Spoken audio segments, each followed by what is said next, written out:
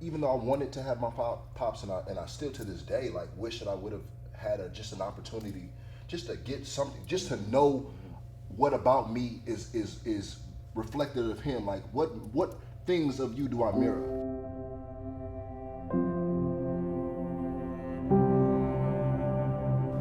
You know, having a father who's alive, but you have no access to him is a cold thing. Right. About sixth grade is when my mom and dad split apart, and my pops started a new life.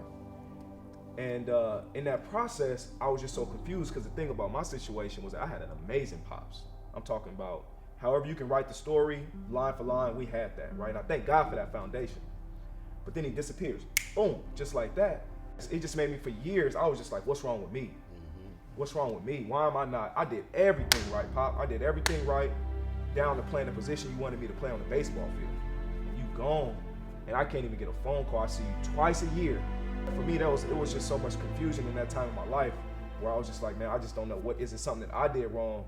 You know, and it just made me feel real nothing, real inferior, real nothing, real insignificant. Wow.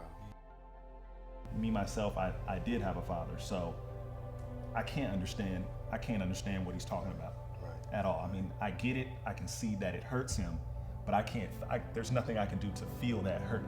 But it makes me proud of him to hear him say, even though he wasn't there for me, even though part of me is upset about that, it still made me a better person, and I'm not gonna let it affect my whole life, and I'm not gonna let it affect my son no matter what happens.